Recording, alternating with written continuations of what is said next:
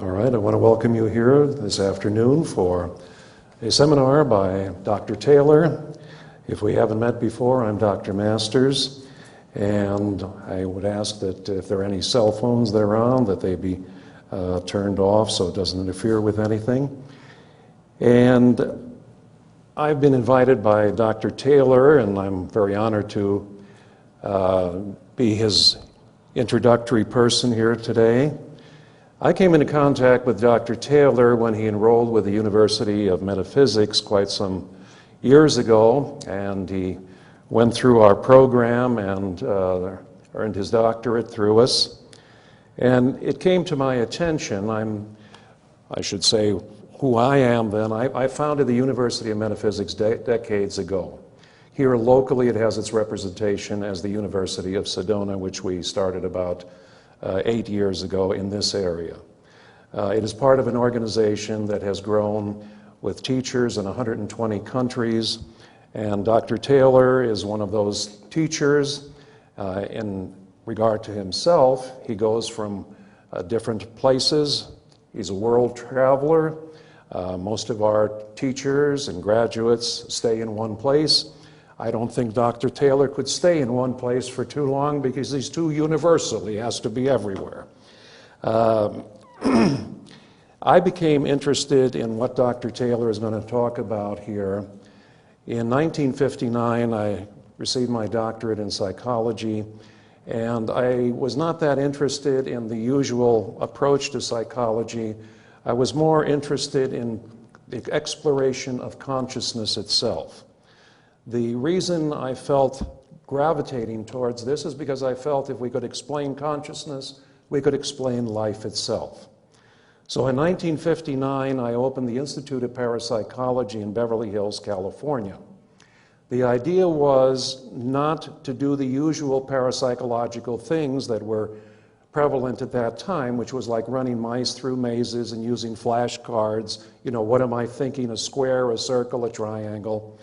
But mine was more to take things that were brought up from the East, from yoga as an example. Because early in my studies, I came across the teachings of Carl Jung, who I was very impressed with as opposed to Sigmund Freud. Because Jung made a statement that stuck in my mind through my psychological studies, and that particular statement was, what the East knows about the human mind is at least 2,000 years in advance of Western psychology.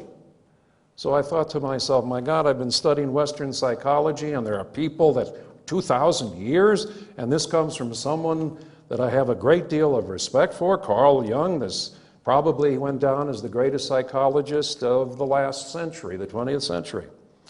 So what I did in 1959, I began something in Beverly Hills, California, which I would have people come in, and instead of doing the typical parapsychological tests, I would do tests in terms of consciousness.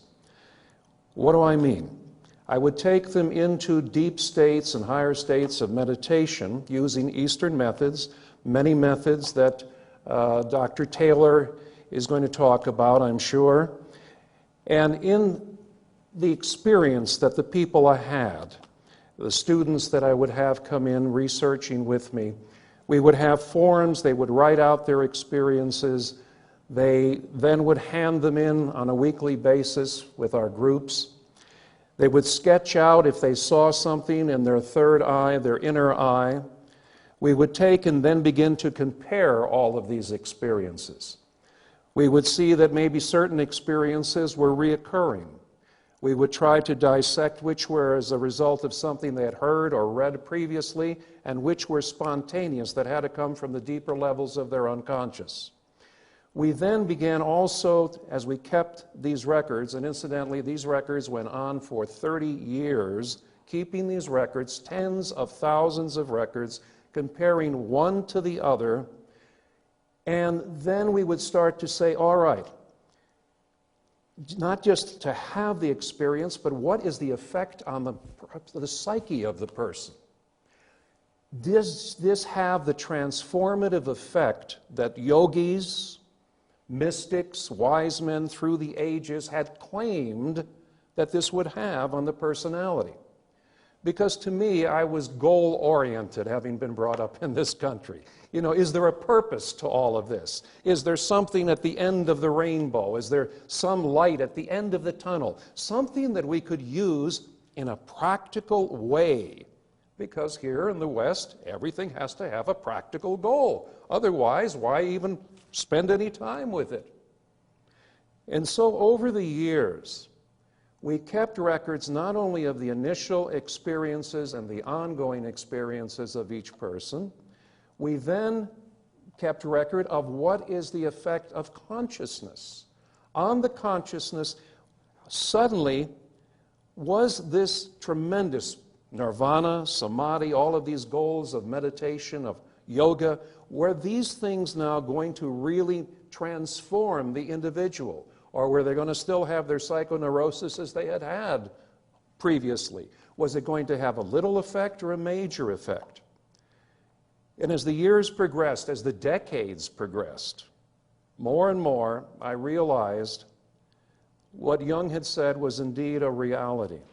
It was a reality that I had wished that people that had been brought up like myself here in the United States on baseball and mom's apple pie, that we had been exposed to such knowledge when we were children.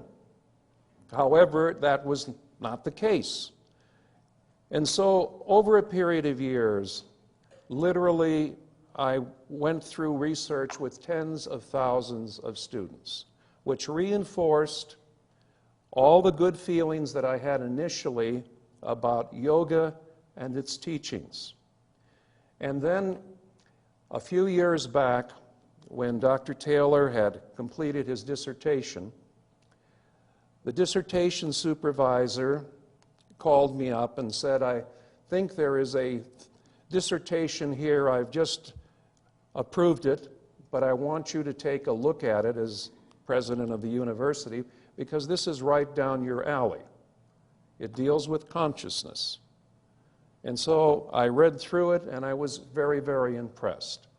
And after that time, Dr. Taylor spoke at a couple of our conventions that we had for our international student body and graduates, and I was even more impressed. And so that's, in a nutshell, why I'm here right now. I'm here because I believe in Dr. Taylor, I believe in his work, and certainly I am very, very, very prone to his work because he is doing the same types of things that I have, perhaps in slightly different ways, but he's going around the world educating people into the deeper mysteries of life and consciousness. You've probably, I assume, read through his background, so I won't go ahead and repeat that, because I know that you're anxious to hear Dr. Taylor himself. And so I'm going to it's given me great pleasure to introduce to you Dr. Taylor. Dr. Taylor, would you come forth then? And I'm going to transfer all of these microphones and so forth, and I'm going to let you do it. You're a younger man than I. Thank you. Thank you so much, Dr. Masters. All right. Just hold on to that. All right. Just a few words on Dr. Masters. The doctorate degree which I got awarded from the University of Sedona, of which Dr. Paul John Masters is the president. A few words on Dr. Masters, and that is, I've been searching for consciousness for the last 40 years, and I wanted a man who had experienced a little bit of Eastern philosophy inside him and what consciousness was, and the light of consciousness as well. And I did not find any university at all in the world with a president who had experienced such a thing. And it is indeed an honor for me to stand here with Dr. Masters to give you the doctorate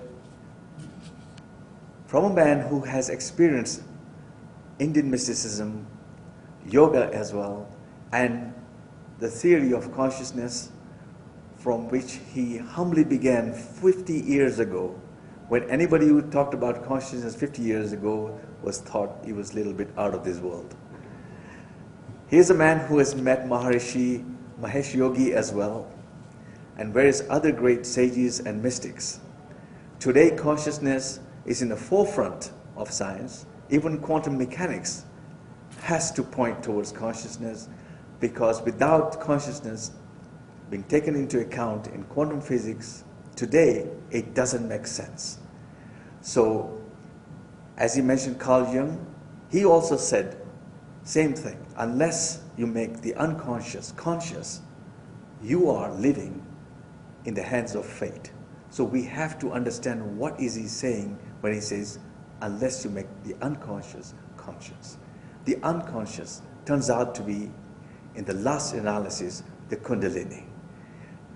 Secondly, I met Roger Penrose, I met David Chalmers, I met Deepak Chopra last month at the Stockholm, Sweden, towards the science of consciousness, and they are saying the same thing. It is so difficult to make the Western people understand what consciousness is. Yet Dr. Masters has done a great deal, I must say, to just go single-handedly in this world, boldly, courageously, to bring out that concept of consciousness, and I really appreciate his courage and his humbleness in the whole thing, standing against all the obstacles he's been through and coming in contact with Dr. Masters.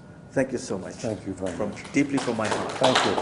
Thank you. Let the world know here's a man who stood for it. Thank you. Thank you so much. Thank you. Thank you.